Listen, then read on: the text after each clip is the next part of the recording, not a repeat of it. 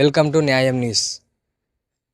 CPI party రాష్ట్ర కార్యవర్గ సభ్యులు కె రామాంజనేయులు వారు ఈ పార్టీలోకి ఏ విధంగా వచ్చినారు, ఎందుకు సిపిఐలో రావడానికి గల కారణాలు, వచ్చి ఏమేమి పోరాటాలు చేసినారు అనే విషయాన్ని వారి మాటల్లోనే తెలుసుకుందాం. సార్ మీ పేరు? నా పేరు రామాంజనేయులు. మా సొంత గ్రామము బి రామదుర్గం డోన్ మండలం.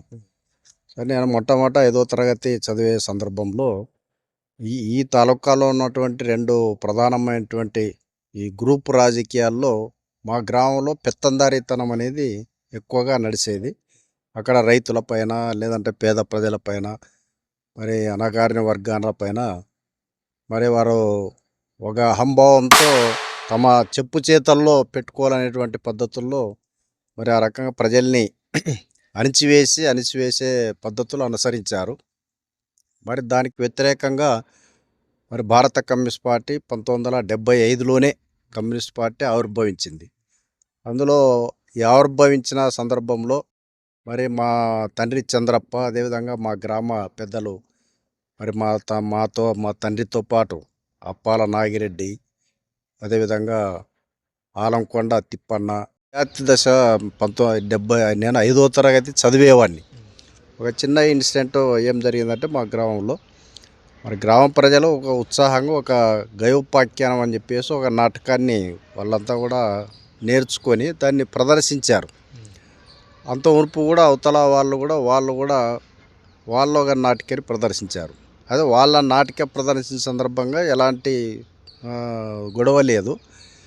తర్వాత మేము ఇక్కడ ఇటువైపు ఉన్నటువంటి వాళ్ళు, మా తండ్రితో పాటు దందులోగా నేను కూడా ఒక పాత్రధారిని. మేము నాటిక నేర్చుకొని ప్రదర్శించేటువంటి సందర్భంగా మా అనుమతి లేకుండా మీరు ఆ గయోపాఖ్యం నాటకాన్ని ప్రదర్శించకూడదని చెప్పేసి వాళ్ళు పోలీసు డిపార్ట్మెంట్కి తప్పుడు సమాచారం ఇచ్చి నాటకేస్తే ఘర్షణలు జరుగుతాయి, కాబట్టి దీన్ని స్టాప్ చేయండి అని చెప్పేసి అన్ని ఏర్పాట్లు పూర్తి చేసుకున్నారు. మరి డ్రామా ఆర్టిస్టులు, తర్వాత అక్కడ నాటకానికి కావాల్సినటువంటి అన్ని సెట్టింగులు ఇవన్నీ కూడా ఏర్పాటు చేసుకుని గ్రామానికి వచ్చిన తర్వాత దాన్ని దౌర్జన్యంగా బంద్ చేయించడం జరిగింది. అదే గ్రామ రైతుల్లో, అక్కడ ఉన్నటువంటి గ్రామ ప్రజల్లో బాగా ఒక అసంతృప్తి, వాళ్ళ పెత్తనం పైన తిరుగుబాటు చేయడం జరిగింది. ఏమంటే రావడానికి అదొక అంటే ఆ పెత్తందారికి వ్యతిరేకంగా కమ్యూనిస్ట్ పార్టీ ఒక సమానత్వం కోసం, ప్రజల స్వేచ్ఛ కోసము, మరి అణగారిన వర్గ ప్రజల కోసము పనిచేస్తుంది అనేటువంటి ఒక భావనతో అట్లా అట్రాక్ట్ అనేటువంటి పద్ధతుల్లో పోలీసుల సహాయంతో కూడా అక్కడ వాళ్ళు కొన్ని కుట్రలు చేసి మరి అనేక తప్పుడు కేసులు పెట్టడం, మరి అనేక హత్యా ప్రయత్నాలు, పార్టీలో ఉన్నటువంటి వాళ్ళపైన హత్యా ప్రయత్నాలు, ఘర్షణలు ఇవన్నీ కూడా అంటే ఒక సోషలిజం, అందరినీ కులాలు మతాలకి అతీతంగా ప్రతి మనిషి మరి చదువు కానీ, విద్య కానీ, వైద్యం కానీ, ప్రతి మనిషికి ఉండడానికి ఇల్లు కానీ, కట్టుకోవడానికి బట్ట కానీ అన్ని సౌకర్యాలు కల్పించే భారతీయ జనతా పార్టీ ఒక కుట్రపూరిత ఒక మతోన్మాద రాజకీయాలు, విభజన రాజకీయాలు, విద్వేష రాజకీయాలు రెచ్చగొట్టి ఈ 3 టర్ములు కొనసాగుతూ ఉంది.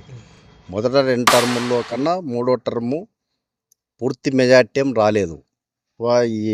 ఇక్కడ చంద్రబాబు, బీహార్లో నితీష్ కుమార్ వాళ్ళిద్దరు సపోర్టుతో ప్రస్తుతం అధికారం లేకుంది. ప్రజలంతా కూడా అన్ని గమనిస్తున్నారు. ఇప్పుడు సిపిఎం, సిపిఐ అని పార్టీలు ఉన్నాయి, అవి కానీ మీ పార్టీలేనా? అవి అంటే సిపిఐ నుంచే 1964లో 1964లో వాళ్ళు విడిపోయారు. విడిపోయిన తర్వాత కూడా కొన్ని రోజులు దూరంగా ఉండి మళ్ళీ ప్రజా ఉద్యమాల్లో కలిసి పనిచేస్తున్నాం, ప్రజా సమస్యలపైన కలిసి పనిచేస్తున్నాం. రాబోయే రోజుల్లో కూడా దేశవ్యాప్తంగా ముందు మతోన్మా పార్టీని, బీజేపీని ఓడించాలి. ఓడించే సందర్భంలో మరి మన పార్టీ ఎవరికైనా ఎవరికైనా కాదు, దేశ రాజకీయాల్లో కాంగ్రెస్ పార్టీతో పోతాము. అది ఇండియా కూటమి, అది ఒక్క కాంగ్రెస్సే కాదు, అనేక రాష్ట్రాలు కూడా ప్రాంతీయ పార్టీలు. తమిళనాడులో డిఎంకే ఉంది, ఆర్జేడీ ఉంది, తర్వాత యూపీలో సమాజ్వాదీ పార్టీ ఉంది. అట్లా వివిధ ప్రాంతాల్లో కూడా ప్రాంతీయ పార్టీలతో కూడా కలిసి ముందు ఈ ప్రమాదాన్ని ఇప్పుడు భారతదేశానికి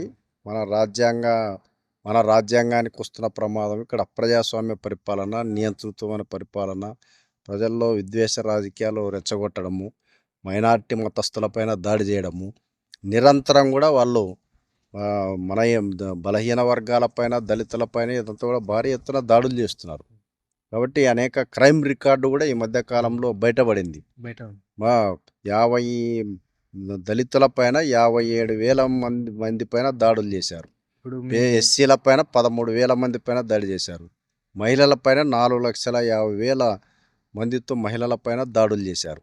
కాబట్టి ఈ రకంగా వివక్ష, తీవ్రమైనటువంటి మత వివక్ష, కుల వివక్ష, ఈ విద్వేష రాజకీయాలు ఇవన్నీ కూడా ఒక దశలో వాళ్ళంతా రాజ్యాంగాన్ని కూడా మార్చాలని చెప్పి ప్రయత్నం కూడా చేశారు. మొన్న ఎన్నికల్లో నినాదం ఇచ్చారు. పూర్తి మెజార్టీలే కాబట్టి ఇప్పుడు ఆ పని చేయలేకపోతున్నారు. కాబట్టి తప్పనిసరిగా భారత స్వాతంత్ర పోరాటంలో జాతీయ ఉద్యమం కాంగ్రెస్తో పాటు రెండో పార్టీగా భారత కమ్యూనిస్ట్ పార్టీ స్వాతంత్ర ఉద్యమ కాలం నుంచే స్వాతంత్ర్యంలో కూడా కలిసి పోరాటం చేసింది.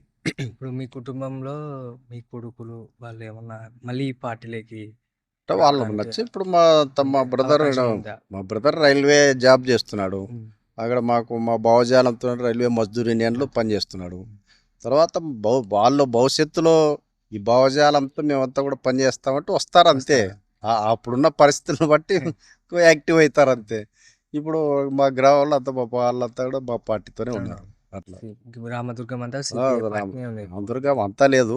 అదే కొన్ని రామదుర్గంలో కూడా మా కుటుంబాలు ఉన్నాయి, మా పార్టీలో ఉన్నాయి. తర్వాత అక్కడ ఇతర పార్టీలు కూడా ఉన్నాయి. వైసీపీ ఉంది, తర్వాత తెలుగుదేశం ఉంది.